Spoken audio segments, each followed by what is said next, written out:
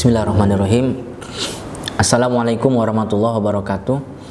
Alhamdulillah alladzi hadana li hadza wa ma kunna linahtadiya laula an hadanallah laqad ja'at rusulu rabbina bil haqq wa nudu antil kumul jannah uristumuha bima kuntum ta'malun. Asyhadu an la ilaha illallah wa asyhadu anna muhammadar rasulullah sallallahu alaihi wasallam wa ala alihi wa ashabihi amma ba'du.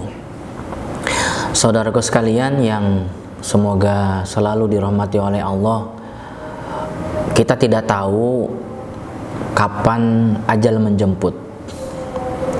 Karena kematian itu sangat layak datang kepada semua yang bernyawa, utamanya manusia, saat kapanpun saja, di usia berapapun. Meskipun baru lahir, ketika malaikat Israel menjemput, yaitu ya pantas. Jadi wafat di usia bayi pantas, di usia anak-anak pantas, di usia remaja, di usia muda, pengantin baru, di usia sedang matang-matangnya 40 tahun, kemudian di usia lansia, apalagi ya semuanya pantas, semuanya pantas. Sebenarnya bukan tentang kematian ya yang kita bahas, tapi setelah mati itu. Karena setelah mati kita akan berada di alam barzakh ya, alam kubur, dan alam kubur itu sendiri ada nikmat, ada siksa. Lalu berlanjut ke alam kiamat, dan terakhir akhirat, ada surga, ada neraka. Nah, berarti ketika di dunia ini ya, ketika kita sedang berada di alam dunia, Allah masih berikan umur, maka kita harus berusaha maksimal ya, berusaha maksimal untuk persiapan menuju ke sana.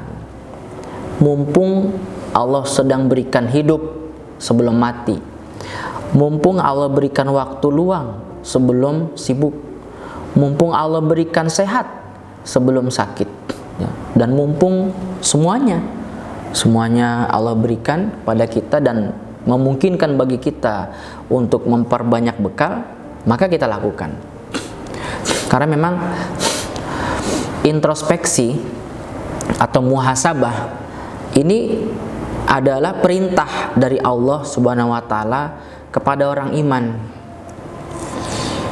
Jadi ketika kita bermuhasabah, itu menguntungkan diri sendiri karena berarti termasuk orang yang cerdas, dan juga ada pahala melaksanakan perintah Allah. Ketika seseorang melaksanakan perintah Allah dan niatnya karena Allah, maka Allah akan berikan dia pahala, dan dia termasuk orang yang takwa.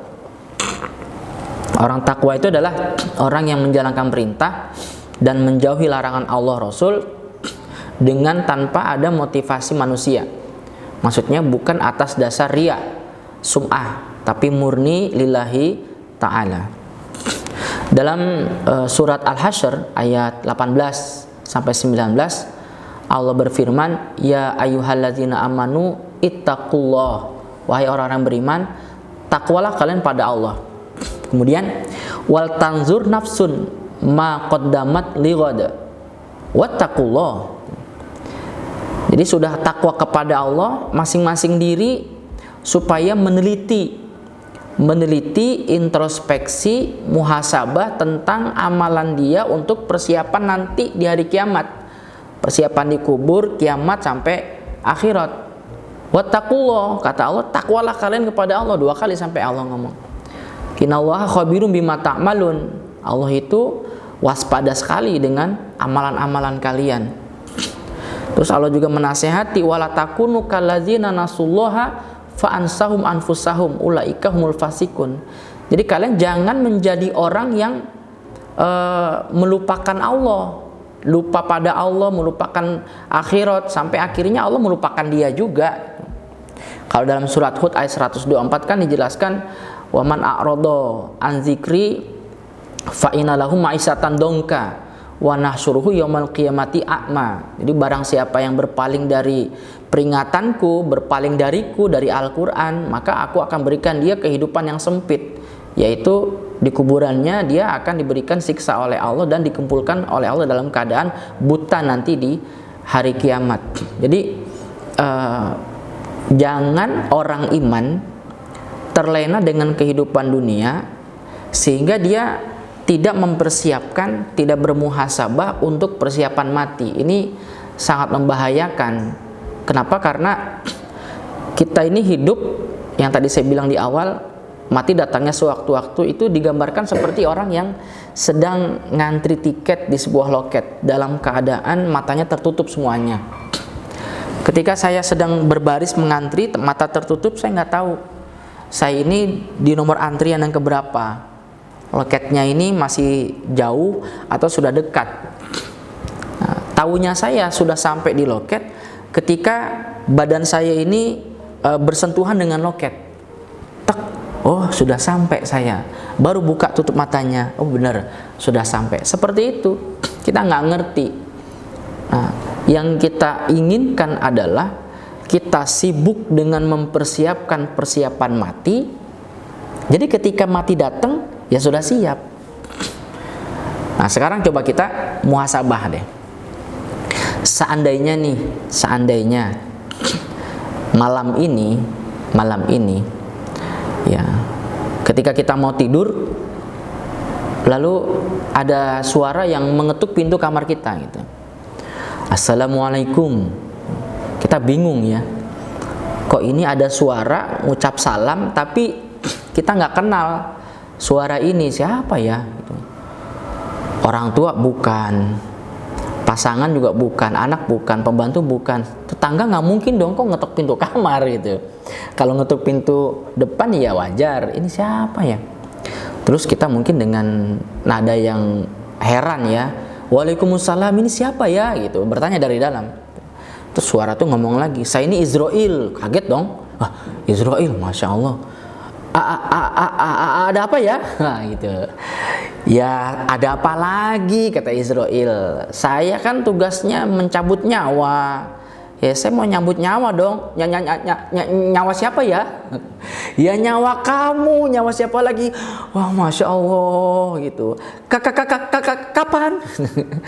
Nanti habis subuh, santai aja bro, ya kata malaikat Israel. Udah ya, saya mau pamit, saya mau jalanin tugas yang lain. Nanti habis subuh saya balik lagi ke kamu, gitu ya. Assalamualaikum. Wah, kalau Anda seperti itu kira-kira bisa santai nggak? Apakah bisa santai? Apakah kemudian akan terus melanjutkan rencana dengan cita-cita di dunianya, pengen membangun rumah, pengen ini, dan yang sifatnya itu ada duniawi apa begitu? Enggak kan? Enggak mesti itu. Mesti enggak.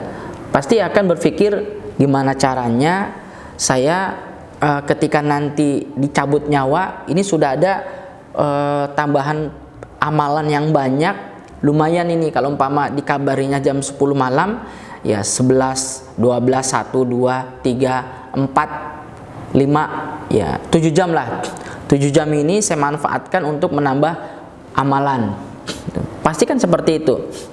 Kalau kita tahu matinya kapan. Nah, Allah mengatakan karena mati itu pasti datang kepada kita, yang Allah ingatkan kepada kita adalah terus mempersiapkan diri, ya, mempersiapkan diri untuk datangnya mati, sehingga ketika mati datang kita sudah siap. Kan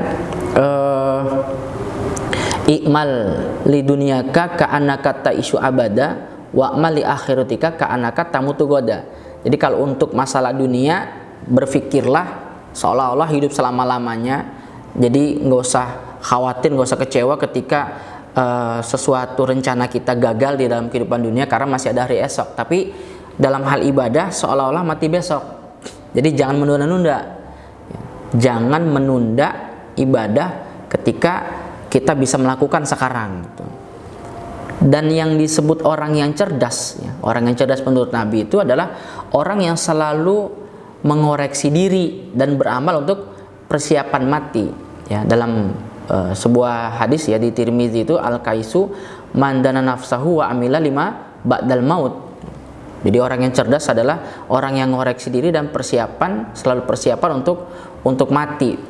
Bahkan di Umar bin Khattab itu mengatakan hasibu anfusakum qabla an tuhasabu. Koreksilah diri kalian sebelum nanti kalian dihisab betulan gitu loh. Jadi introspeksi terus sebelum benar-benar nanti dicek buku amalan kita di hari kiamat.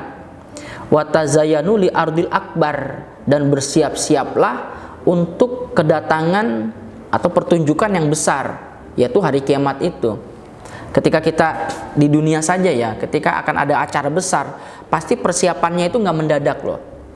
Umpama nih, kita akan bikin di rumah itu hajatan ya, mungkin menikahi anak atau Anda yang menikah. Pasti persiapannya nggak mungkin dong mendadak besok mau menikah baru persiapan sekarang, nggak mungkin. Bisa 2 bulan sebelumnya sudah persiapan, nyebar undangan, pesan gedung dan lain sebagainya. Karena itu acara yang sangat besar, bersejarah dalam diri kita, dalam kehidupan kita. Nah ini akhirat ini adalah suatu yang besar dan tidak ada lebih besar lagi daripada akhirat. Nah kata Umar bin Khattab, persiapkan. Kenapa? Karena wa inna ma yakhiful hisab yaumal qiyamah alaman hasaba nafsahu fid dunya.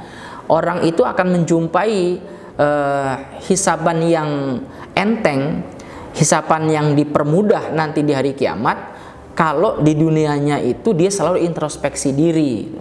Jadi nanti dia akan menjumpai hisaban yang ringan untuk masuk surganya mudah kalau di dunianya dia rajin bermuhasabah.